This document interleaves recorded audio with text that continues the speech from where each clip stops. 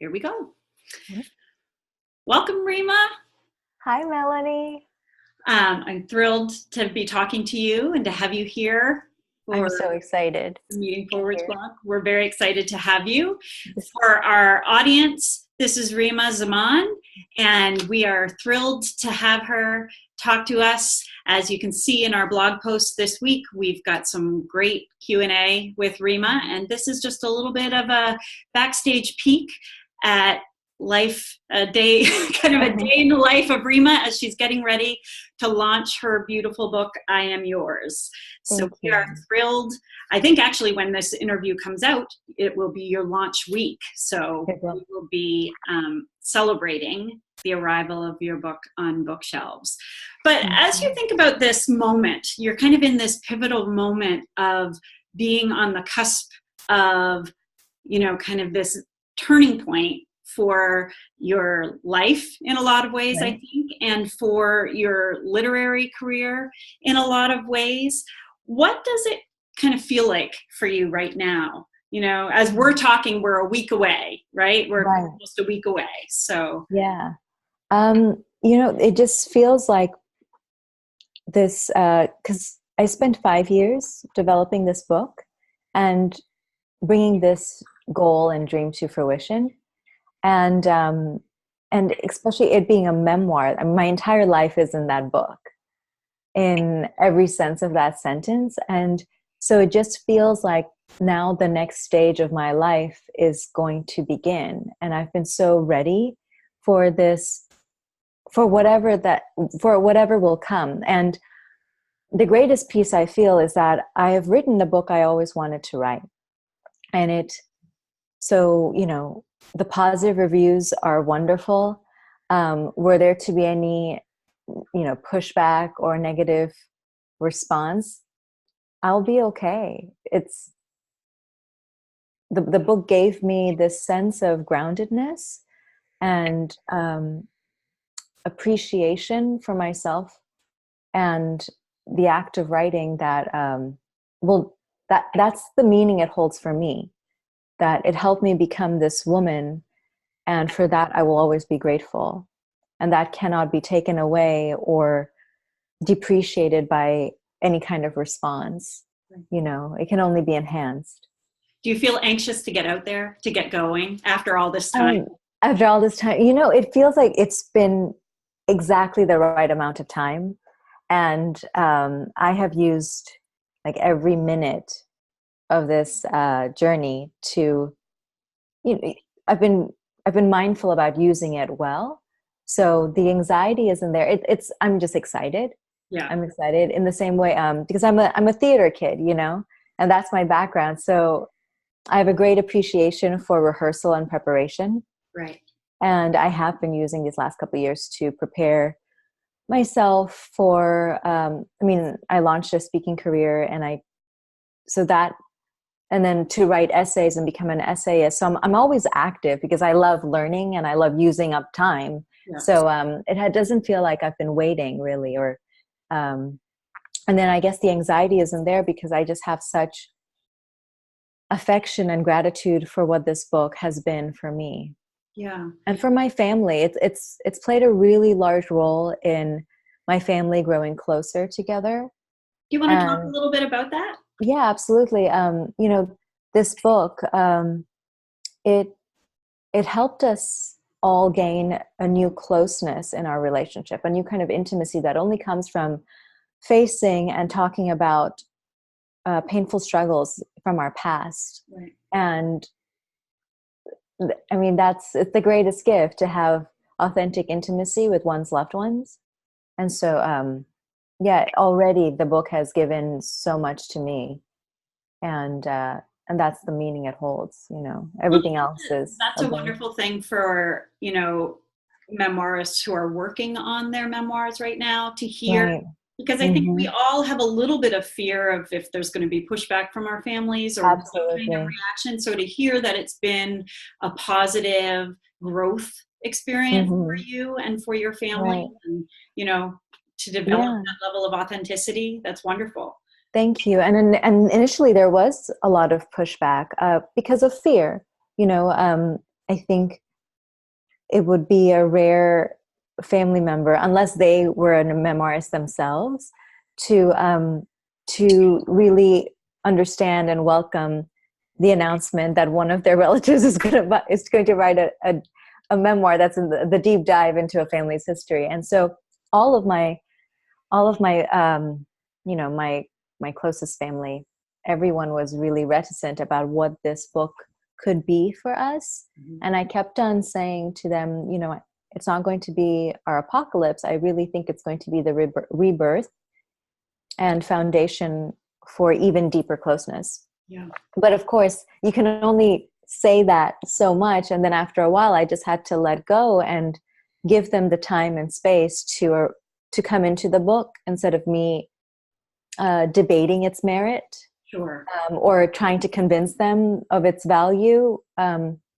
It's like any reader, but especially our intimate ones, the reader has to be welcoming and ready to read the pages, right? And so we went through an entire 180, which is reticence and fear in the beginning from my family, to now they're all just so proud and happy. That's great. That's wonderful. Yeah, and so I love talking about it, especially for other memoirists who will go through, or the likelihood of going through pushback from family members, and I think that's the hardest pushback to deal with. Yeah, because strangers are strangers. You can get trolls on. I have trolls on Goodreads. I have trolls like everywhere, but trolls are so different than there's trolls. There's actual intelligent reviewers. Yeah. Then there's our community of readers and other writers with whom we feel this deep, deep, deep bond, yeah, and a personal bond.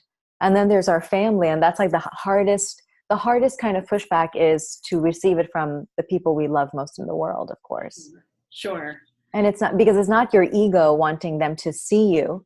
It's deeper. It's love. You just want to have a happy, peaceful family life. Yeah. Well, I'm glad that it's been a positive thing for you and that you have that support from your family at this point as you're getting ready. What has it been like for you? So, we're part of this Memoirist collective, and we've had the opportunity to get to know some really wonderful women who are also working on memoirs or have written memoirs. For you, you've kind of jumped into this literary scene, but I think that you've gotten some wonderful connection to the literary community. What is it like for you, or how has it changed for you to have this group of people who are kind of rooting for you and rooting for your work and supporting your work from an insider's perspective? We know what it's like to be where you are. Yeah. It's been remarkable because I, like you said, it did feel like a big jump because until 2013, I'd never really considered sitting down to write, let alone publish anything. It wasn't my life before. I was an actress for such a long time, and that had been my training. And all throughout my 20s, that's what I did. And I went to school for that. So then to be embraced by a community of women and minds whom I respect so deeply, it's been one of the most healing and transformative experiences of my life, to now be known and respected for my brain after being in situations where I was, objectified for so long. Sure. Because, coming from the acting and modeling background where I wasn't known for the expectation was I was supposed to make a living off of my physical wares. Yeah. And that was my value or lack thereof was based on that. And so it's been amazing to have a different sense of belonging and place and community. Sure. In a way that I didn't seek out or anticipate. And I only have felt the gravity of it after being inside of it. Like, oh, wow, this is what authentic love feels like. This is what authentic respect feels like, from myself as well as people whom I adore and respect. Yeah. It's really, I think that's been one of the biggest most valuable things about writing a book and seeing it to publication and then seeing it being appreciated by great minds is the healing that comes from, oh wow, I'm not an object. Yeah. You know, it's yeah, I don't know if I'm explaining that well. I'm still trying to like wrap my mind around it, the largesse of it. Right. Well, it's probably something that you're growing into as well, Mm-hmm. you know, just kind of recognizing as you become more and more aware that, you know, people are really listening to you for what you have to say, for what you're thinking about, you know, and you're being appreciated at that level. It must be, you know, kind of a refreshing change for you. It is. It's enormously refreshing. I mean, healing is the only word, really. And it gives me so much compassion for, you know, I think we're so quick to dismiss, say, you know, young girls who go after physical beauty for a sense of identity in the world. The thing is, it's like, it's hardly a choice because it's such a conditioning and a pressure. Sure. And also, like, there's so much more probably going on inside of them, but because society puts so much real estate value on physicality, I just have a lot of compassion for the very like, you know, Instagram models or high school girls who are, you know, taking selfies and things like that, and people are so easy to dismiss, like, oh, look at them, they're just going on whatever kind of judgment. And it's, well, sometimes it's a tricky world, you know, and if you've been told that that's the belonging, that's the way to find belonging, it's very hard to come out of it. Anyway. Yeah. Well, I think I'm glad for you that you have found this community of support. And I see it all the time. You know, we are friends on Facebook.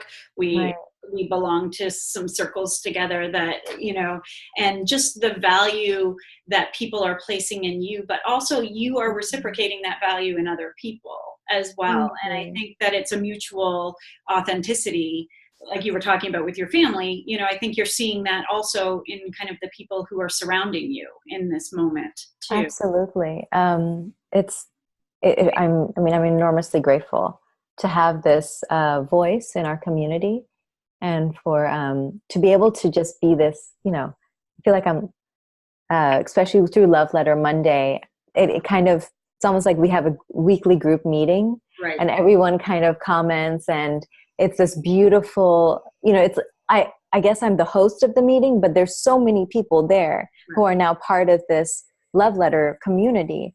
And so, yeah, it's, I just love it. I love it. It's what I needed. And so, you know, I'm a big believer in create the thing in the world that you so crave. Right. You know? It's like, you know, become the, you know? What was that? You've done a beautiful job with that, I think. Thank you. You know, when I published my book in 2017, mm-hmm. and I was kind of preparing for, you know, the speaking engagements and the book talks and, you know, kind of the travel that's involved. I had a friend who said to me, you know, and what are you doing to take care of yourself? And I've thought about that idea of self-care. You know, we talk about self-care in the writing process, but now you're kind of entering into this public. I mean, you're used to being in the public eye, but it's a different kind of public eye. Very different. What do you do to kind of practice self-care in the midst of this? Right. I guess I've been very mindful and thoughtful about preparing for this moment for about, I guess, since I was 15, but also over 5 years. So when I started writing I Am Yours, I was writing it in a vacuum. I didn't have another writer friend. So, and I wasn't sharing the pages with anyone aside from, I had this pen pal in LA, a man whom I had never met in person, who had just started being a fan of my little posts on Facebook. His name is Abe. And I would send him 5 pages a day, and he would just read them. And it was just, but that was like just a random friend who became one of my best friends. My phone is ringing. The same thing happened. My landline is ringing. The same thing happened when I was doing my interview with Dana. So it's going to be, okay. It's going to happen. Yeah. Sorry. And it's totally fine. And then I had offered, my family, they had an open invitation to read anything in the book that they wanted. But they said they would much rather wait until the book is published and at the end. Yeah. So I was writing it just for myself, which in a way is probably lends to. I'm Yours has a very specific personality. It has a very strong personality, and I think because I accidentally was the only one really involved in its creation for a really long time, that's why it has such a specific and strong personality, because it's just mine, and there were no other chefs' voices. There were no other voices taken into consideration. I wasn't part of a writing group. It wasn't developed off of a proposal.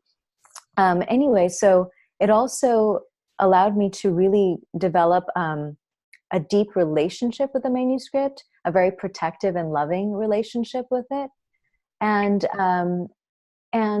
I started realizing about a few chapters in that I was sitting on something that could be really, it could hold real value in the world, and it could become successful in the sense that it could be spread to a lot of people. And so once I recognized the medicine and the possibility in that, in the manuscript, I started just mentally preparing, like, for instance, I just started giving myself these hypothetical situations of, were I to go on book tour, what would it be that I need? Yeah. What do I need to start putting into practice? And I Am Yours is a book that is about a woman finding her self-worth and her self-care. Right. So it became the very book that taught me how to be totally prepared for any kind of enormous public attention or transformative experience, to be on the road for 3 months. Right. And then, I feel like all of our friends are asking me, are you stressed out? Are you anxious? Are you okay? How do you feel? And I keep saying, I have my self-care down and my self-worth down. So I think those are the two things you really need to measure the quality of your day. Sure. In any industry. If you have self-worth and if you have self-care, you're going to be fine. Yeah. And I've noticed that, any kind of challenge that has come thus far in the journey to publication, I've been able to just lean into my self-care and the practices I need for my self-worth every day. And are you willing to share what some of those practices are? Yeah, I meditate every morning. I do yoga, I meditate, I do a sitting meditation practice. I do a little gratitude journal every morning, and then I write for a bit, and then I go for a run. I come back, I keep on writing. I need a lot of solitude to feel like my best self, because it's inside my solitude that I process the things in my life. It's I'm not someone who I enjoy writing and prefer writing by myself, and then I share things with my managing editor, or say if I'm developing an essay for a magazine with one editor. I'm a one editor kind of girl. Yeah. I can't it's and I've just found, because for a long time I kind of had to go about my life in a solo process, without choice, meaning that there's been so much of my life that I've spent alone due to the nature of relationships I've been in. Sure. Where I've become good at being my first line of defense. Yeah. And my best companion. And so I really do use those skills when it comes to, negotiating any kind of stresses that comes into like the daily life of a publishing author. Well, that's wonderful. And I know, our audience will be interested in your tour dates, and they can find those on your website, right? Yes. Well, the best way to keep kind of up to date with everything is Instagram and Facebook. And I have public accounts on both. And I think we'll have links to those in the blog as well. Yeah. So great. Yeah. Yeah. And my website is, I take care of it, so it's usually updated, but it's like Instagram is always the easiest way to track where I am. And so you have tour dates on the West Coast and some on the East Coast as well. And the middle. Yeah, everywhere. Well, yeah. I'm thrilled for you, Reema. And I know, those of us who have gotten to be a little bit behind the scenes and see some of your, process leading up to this launch, we know the amount of work and effort that you've put in, and it's just thrilling to see this book launch. And thank you so much. Time today to talk to me and to talk to other memoirists about what it's like to be at this pivotal moment for yourself. And we wish you nothing but wonderful, wonderful response. And thank you. Kind of this continued ability to let your voice shine. So thank you so much, Melanie. And it's been a remarkable journey, and I've learned so much, and it's an honor to be, receiving so much kindness and support. It continues to blow my mind. And I think, those of us who have come from like serial trauma and serial situations where we've had to kind of go about it ourselves, it's so staggering to then be in a place in your life where you just have a community, and it's so beautiful, and I'm just so grateful. I'm grateful too, and I'm grateful to be part of that community with you. So thank you. Great. Wonderful. Thank you, Melanie.